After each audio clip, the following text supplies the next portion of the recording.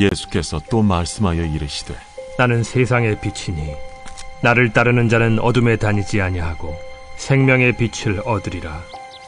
바리새인들이 이르되 네가 너를 위하여 증언하니 네 증언은 참되지 아니하도다. 내가 나를 위하여 증언하여도 내 증언이 참되니 나는 내가 어디서 오며 어디로 가는 것을 알거니와 너희는 내가 어디서 오며 어디로 가는 것을 알지 못하느니라. 너희는 육체를 따라 판단하나 나는 아무도 판단하지 아니하노라. 만일 내가 판단하여도 내 판단이 참되니 이는 내가 혼자 있는 것이 아니요 나를 보내신 이가 나와 함께 계심이라. 너희 율법에도 두 사람의 증언이 참되다 기록되었으니 내가 나를 위하여 증언하는 자가 되고 나를 보내신 아버지도 나를 위하여 증언하시느니라. 네 아버지가 어디 있느냐? 너희는 나를 알지 못하고 내 아버지도 알지 못하는도다. 나를 알았더라면 내 아버지도 알았으리라. 이 말씀은 성전에서 가르치실 때에 헌금함 앞에서 하셨으나 참는 사람이 없으니 이는 그의 때가 아직 이르지 아니하였음이로라. 안녕하십니까. 3월 18일 수요일 말씀 묵상 시작하겠습니다.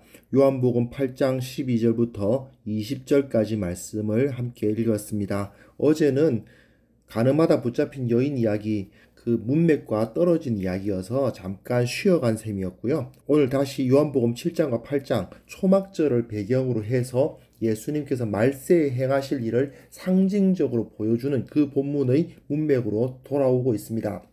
지난 시간에 초막절 마지막 날에는 실로암 못에서 물을 길어다가 그 제단에 붓는 의식이 있었다는 것을 설명을 드렸는데요.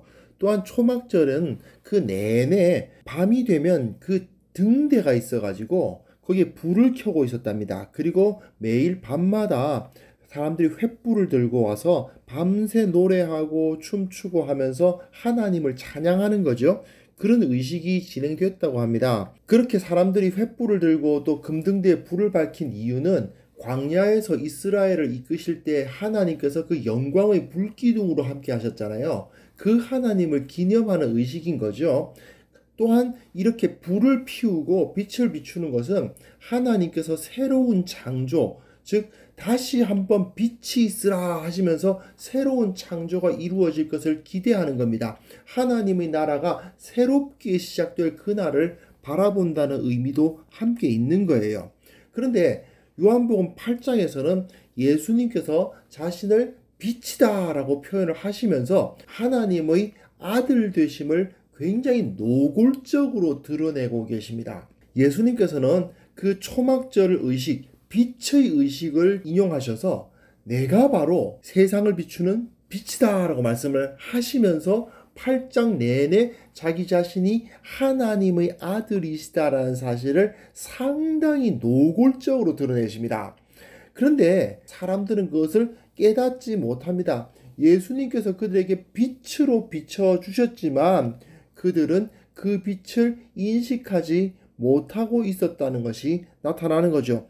앞에서 생명수의 근원이신 예수 그리스도의 모습이 나타났을 때 사람들이 둘로 나뉘는 모습을 볼 수 있었는데 이번에 빛으로서 나타날 때는 사람들이 모두 다 어두워지는 모습을 볼 수가 있습니다. 물론 그 가운데 믿는 사람이 없지는 않아요. 하지만 빛이 그 백성에게 비쳤지만 어두움이 그 빛을 깨닫지 못했다라는 것이 여기서 그대로 드러납니다. 하나님께서는 이사야서 42장 6절에서 이스라엘을 세상을 비추는 빛으로 사용하기를 원하셨는데 예수님께서 세상을 비추는 빛으로 오셨을 때에 정작 유대인들은 예수님을 알고 받아들이지는 못했던 것입니다. 12절부터 14절 보시면요. 예수님이 자신을 세상의 빛으로 증언하시는 모습이 나타납니다.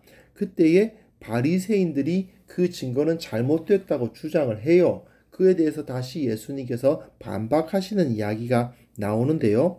여기서 예수님께서 나는 세상의 빛이다 이렇게 이야기를 하시거든요.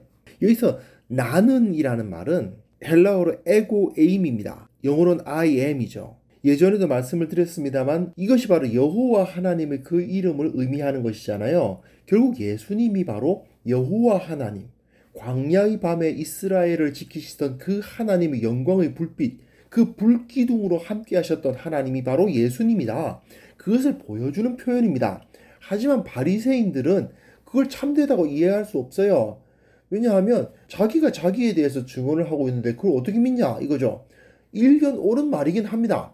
율법에서는 증인이 반드시 2명 이상이어야 한다고 규정하고 있거든요. 그리고 자기가 자신을 소개하는 것을 그냥 믿는다는 것은 사실 쉽지 않지 않습니까? 바리새인들은 어떻게 보면 굉장히 상식적인 반박을 하고 있는 것이라고 할 수 있습니다. 하지만 예수님의 자기 증언은 다른 사람들의 것과는 그 성질이 다르죠. 예수님은 사람들처럼 자기가 어디로부터 와서 어디로 가는지 모르는 자가 아닙니다. 예수님은 자신이 어디로부터 와서 어디로 가는지를 다 아시는 분이시죠. 예수님은 하나님 아버지로부터 와서 또한 하나님의 아들이시고 또한 하나님 아버지께로 돌아가실 분 아닙니까? 그런데 유대인들은 예수님은 갈릴리에서 왔다고 그러고 또 어디로 갈지는 전혀 알지 못하는 그런 존재들인 거죠.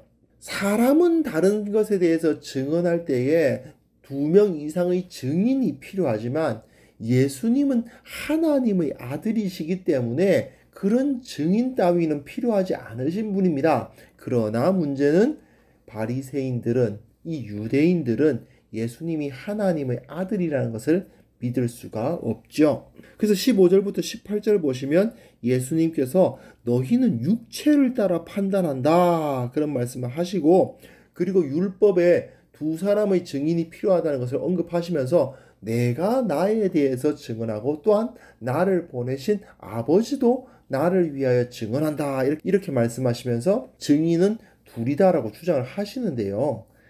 사실 이거는 인간적인 방법으로선 이해하기 어렵죠. 사람이 이해할 수 없는 신비 아닙니까? 사람은 결국 육체를 따라 판단할 수밖에 없잖아요. 육체를 따라 판단하지 않는 사람이 어디 있습니까? 예수님은 갈릴리 출신이다. 랍비들의 교육을 받지 않은 사람이다. 이런 판단은 모두 다 육체를 따르는 판단인데 사람들은 다 그런 방식으로 판단을 하죠. 그런데 이것으로서는 예수님이 어떤 분이신지를 알 수가 없는 겁니다. 결국 사람의 눈으로는 이 증언이 받아들여질 수가 없어요. 예수님은 내가 나에 대해서 증언하고 또 나를 보내신 아버지께서 나를 증언하신다라고 말하지만 그러나 사실은 이건 하나님이시기 때문에 가능한 증언일 뿐 사람의 눈에는 받아들여질 수 없는 증언이라는 것은 인정할 수밖에 없습니다. 그래서 19, 20절 보시면 네 아버지가 어디 있냐 그래요. 이 유대인들이 뭐냐면 네가 너 자신에 대해서 증언을 하는데 사실은 율법에 의하면 그것을 받아들이기 어렵습니다. 자기 증언이 한 명의 증인이다. 이건 좀 어려워요. 근데 그 아버지가 자기 증인이 된다고 하니까 좋다. 네 아버지 데려와 봐라 이러거든요. 근데 예수님께서 말씀하시기를 너희가 나를 알지 못하고 내 아버지도 알지 못한다. 그런데 나를 알면 내 아버지도 안다. 굉장히 신비적인 이야기죠. 하지만 이게 사실 진리거든요. 유대인들은 네 아버지 데리고 와봐 이렇게 이야기하는데 이 사람들이 예수님께서 하나님의 아들이시라는 사실을 깨닫지 못하니까 그 아버지가 하나님이심을 깨달을 수가 없는 거죠. 그런데 예수님께서 명확하게 이 이야기를 하십니다. 너희가 나를 알지 못하고 내 아버지도 알지 못한다. 나를 알면 내 아버지를 아는데 나를 모르니 내 아버지를 모른다. 그런데 유대인들은 자기네들이 하나님을 안다고 생각한 사람들 아니에요. 그런데 예수님을 알지 못하고서는 하나님을 알 수 없다는 사실이 여기서 드러나고 있는 겁니다. 사실 유대인들의 눈으로 보았을 때는 그야말로 신성모독 그 자체 아닙니까? 자기가 하나님이래. 그게 말이 돼요? 그런데 그것이 진리였던 거죠. 예수님을 통하지 않고선 아버지 하나님을 알 수 없다는 진리. 근데 유대인들은 예수님을 믿지 않았기 때문에 또 예수님을 알려고도 하지 않았기 때문에 그리고 또한 5장 18절에 나와 있습니다만은 예수님이 자신을 하나님과 동등으로 여긴다는 이유로 예수님 죽이려고 했잖아요. 그러니 그들이 예수님을 믿지 못한다는 것은 당연한 일이고 결론적으로 하나님을 알 수 없었던 겁니다. 자, 상식적으로만 생각해 보면요. 예수님이 지금 유대인들한테 너무 많은 것을 요구하는 거 아닌가 하는 생각이 들 수도 있습니다.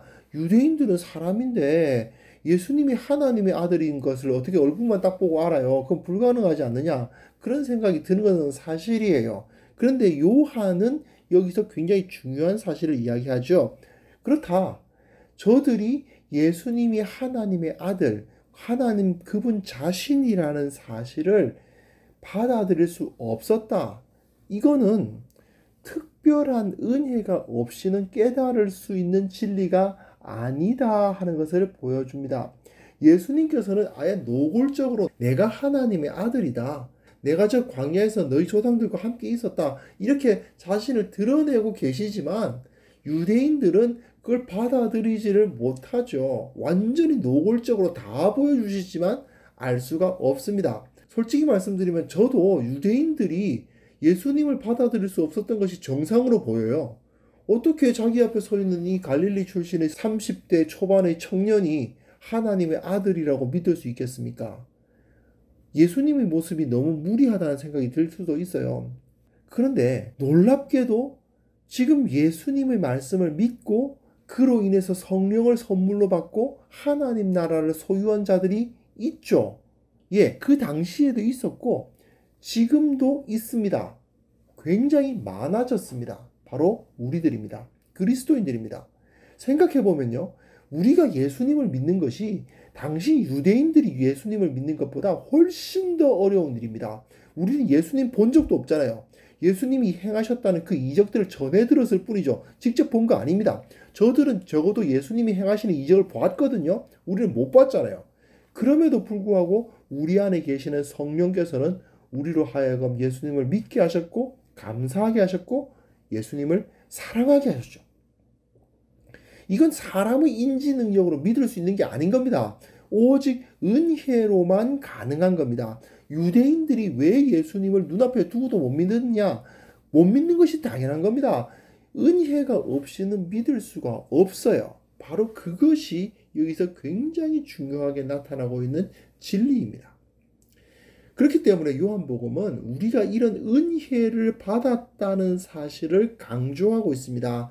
내가 예수님을 믿는다는 사실 자체가 기적이라는 것을 한번 생각해 보십시오. 내가 바로 그 기적의 수혜자가 되었습니다. 우리는 얼마나 이것을 감사하고 있는지 모르겠습니다. 매일 우리의 반복되는 일상 가운데에서 참으로 많이 지칠 수도 있고요. 요즘은 특히 전염병 참 어렵죠. 그리고 그 때문에 여러분들이 경제적으로도 어렵고 그런 소식들이 들리고 있습니다. 그 가운데에서 참 마음이 흔들리고 주님을 바라보지 못하는 경우도 되게 많은 것 같습니다. 하지만 내가 예수 그리스도로 말미암아 영원한 생명을 얻었다는 사실을 기억한다면 이 세상의 소식에 흔들리지 않을 수 있는 거죠. 다시 한번 이 기쁨이 우리 가운데에서 샘솟듯 흘러나오는 그러한 역사들이 일어나기를 바랍니다. 우리의 눈이 참 빛 되신 예수 그리스도를 향하고 비록 이 세상은 어둡고 흔들리지만 우리는 주님을 알고 영원한 생명을 얻었기에 두려워하지 않고 찬송하며 살아가노라고 고백하는 귀한 성도님들 다 되셨으면 합니다. 하나님 아버지, 우리가 구원의 기쁨을 회복해 하여 주옵소서. 세상이 참으로 흉흉합니다. 그러나 그 가운데에서 주님께서 우리를 붙드셨고 은혜를 베푸셨고 또한 영원한 생명을 허락하여 주셨다는 사실 때문에 기뻐하며 찬송하며 살아가는 자들 되게 하여 주옵소서. 주님께서 우리들을 불쌍히 여기사 이 세상 가운데 살아갈 때 여러 가지 어려운 일들이 있지만 주님께서 지켜주시고 강건하게 하시며 무엇보다도 주님을 사랑하며 하루하루를 살아가는 우리 모두가 되게 하여 주옵소서. 예수님의 이름으로 기도합니다. 아멘.